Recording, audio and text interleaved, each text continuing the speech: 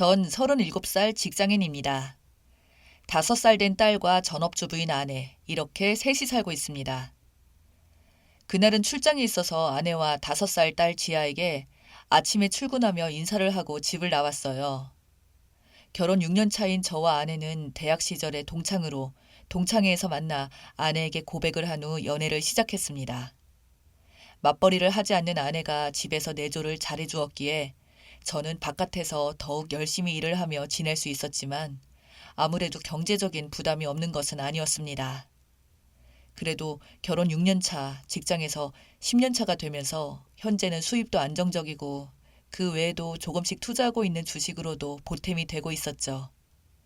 21평 아파트에 세 식구가 살고 있습니다만 지아가 초등학교 갈 때까지는 더 열심히 모아서 30평 아파트로 가면 어떨까 꿈을 꾸면서 매일매일 오늘도 열심히 일터를 향하고 있습니다. 출장 첫날 일을 마치고 밤 11시가 되어 근처 호텔로 퇴근을 했고 막 씻고 나왔을 때쯤 한 통의 전화가 걸려왔습니다. 아파트 입주자 대표 회장님으로부터 온 전화였습니다.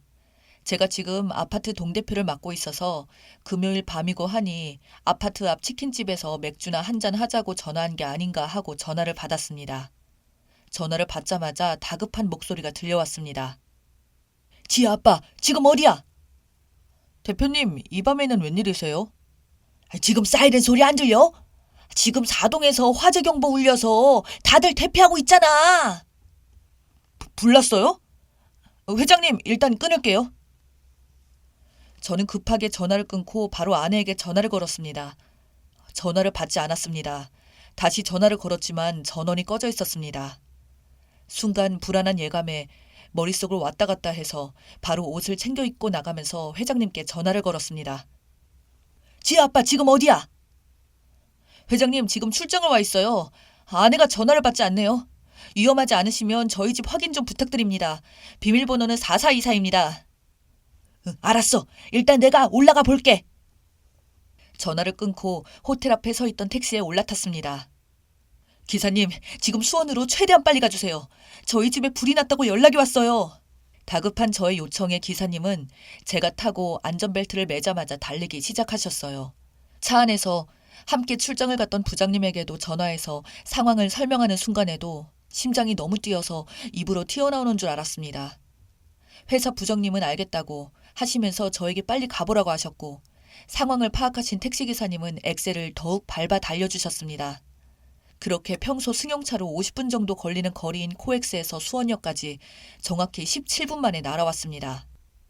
아파트 입구로 들어서자 상황을 파악할 수 있었습니다.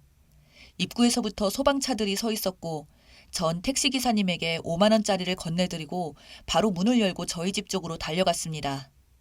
아파트 현관 쪽으로 가자 대피해서 내려와 있던 사람들끼리 웅성거리며 위쪽을 보고 있었고 불은 진압된 듯 보였고 소방관들이 오가며 남아있을지 모를 것에 대비해 이곳저곳 점검하고 있었습니다.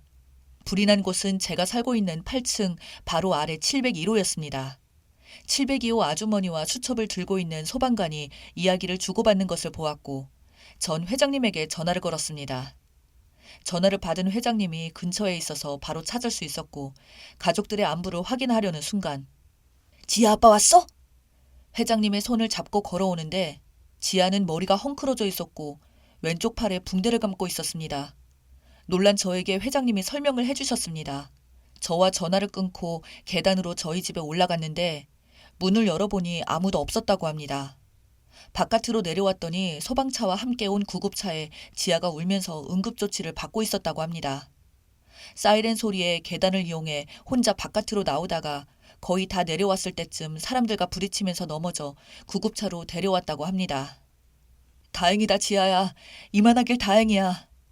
아빠, 무서웠어. 딸이 뭔가 이야기를 하려고 하던 그때 소방관이 말을 걸어왔습니다. 801호 안전하게 모두 대피하신 건가요? 저 집에 있던 아내가 보이지 않는데요. 집에 계셨던 거 맞습니까? 이 시간이면 아내도 딸도 함께 집에 있을 시간인데요. 소방관은 저의 얼굴이 창백하다면서 괜찮은지 물었고 전 아직 아내를 못 찾은 거에 안심을 하지 못하고 일단 장인 장모께 연락을 드렸고 아버님 어머님께도 연락을 드렸습니다. 아내의 안부를 확인하는 것도 중요했지만 지아를 데리고 병원으로 가보라는 소방관의 말에 일단 구급차를 타고 지아와 함께 병원으로 갔습니다. 회장님에게는 혹시라도 아내를 발견하면 연락 부탁드린다고 말해놨고 구급차 안에서도 몇 번이고 아내에게 전화를 걸었지만 역시나 전원이 꺼진 채로 연결이 되지 않았습니다.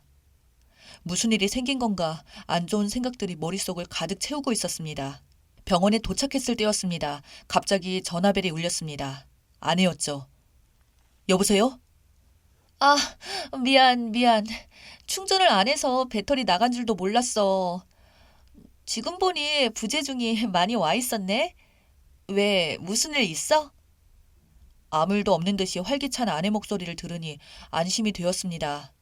하지만 지금 이 상황이 어떻게 돌아가는지 이해가 안 갔습니다. 순간적으로 머릿속이 차갑게 맑아지면서 저는 핸드폰 녹음 버튼을 눌렀습니다. 여보, 지금 어디야? 지금? 당연히 집이지. 갑자기 웬일이야? 지아는 벌써 자. 지금이 몇 시인데 일찍 자네? 오늘 낮에 신나게 뛰어놀고 아까 10시도 안 돼서 잠들었어. 왜? 목소리 듣고 싶었어? 당신 진짜 집에 있는 거 맞아? 뭐야? 지금 나 시험하는 거야? 이 시간에 내가 가긴 어딜 가? 그러면서 아내는 오히려 저에게 발끈하는 거였습니다.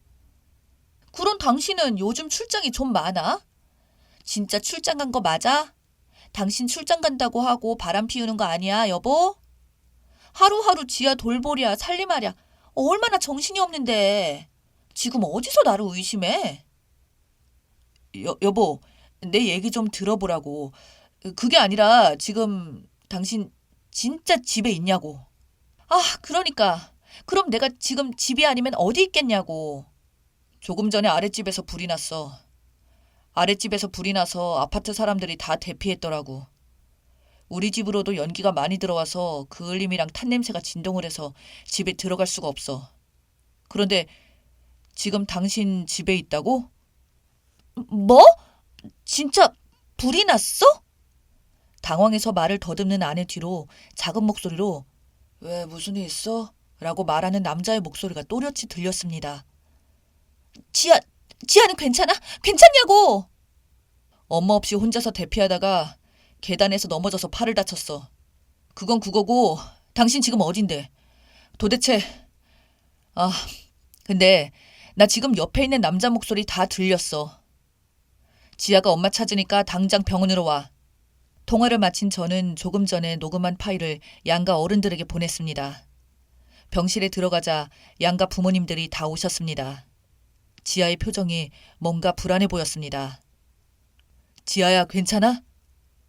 갑자기 지아가 울면서 화재 경보 소리에 잠에서 깨었는데 엄마가 보이지 않았고 집에는 연기가 차 있었다고 합니다. 무서워서 혼자 문을 열고 바깥으로 나왔고 엘리베이터가 작동이 안 돼서 계단으로 혼자 내려가다가 넘어졌다고 합니다.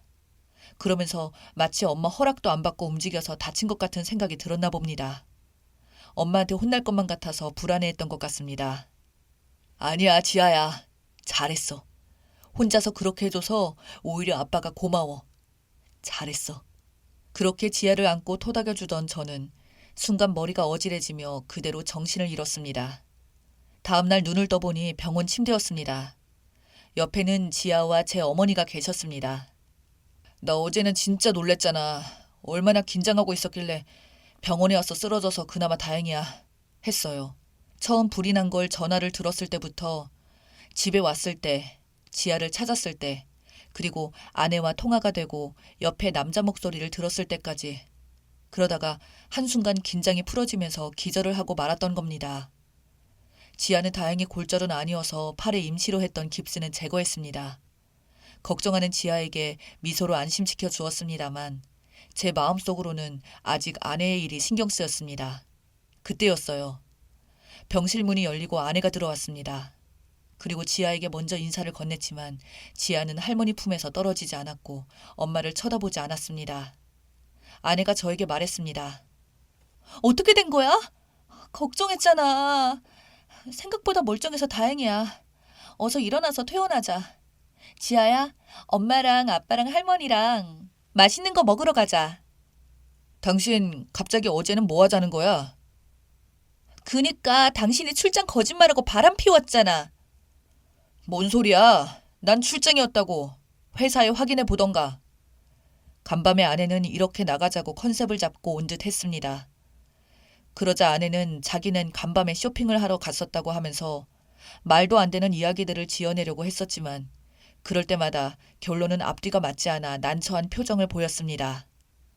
특히 장인어른께서는 왜 어제 오지 않고 아침이 되어서야 왔냐면서 아내를 다그치셨고 그럼에도 불구하고 나중에는 요즘 남편 월급이 시원찮아 밤에 알바를 하러 나갔었다고 이 핑계 저 핑계 대는 아내에게 그만하라고 큰 소리로 병원이 떠나가도록 호통을 치셨습니다.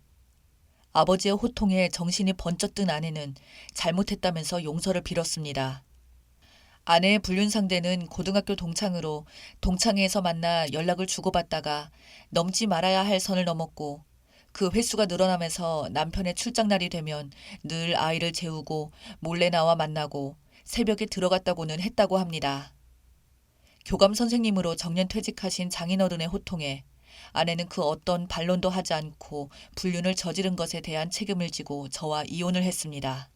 장인어른은 지아 교육을 위해 쓰라며 위자료로 큰 돈을 보내주셨고 그동안 전업주부였던 아내는 이제 다시 일자리를 알아보면서 지아의 양육비를 보내야 하게 되었습니다. 화재 이후 아파트의 보수를 다 마치고 지아가 그날의 일에 대해 트라우마가 남아있는 것 같아서 그 집을 처분하고 대출을 받고 부모님의 도움을 받아 50평대 아파트로 이사해 지금은 할머니, 할아버지와 지내고 있어서 지아의 마음이 많이 안정적으로 돌아온 것 같습니다. 사람의 앞날은 누구도 알 수 없는 것이고 그날 아랫집 아주머니가 빨래를 삶는다고 올려놓고 방에서 드라마 삼매경에 빠졌던 것이 화제로 이어졌고 아파트 전체가 대피하는 사태가 발생했고 그로 인해 출장 갈 때마다 은밀하게 이어져 왔던 아내의 불륜 행각이 꼬리를 잡히게 되었던 것이죠. 이런 걸 볼 때 사람은 항상 착하게 살아야 한다고 생각합니다. 아무도 모른다고 생각하겠지만 하늘은 알고 있습니다. 제 이야기는 여기까지입니다. 감사합니다.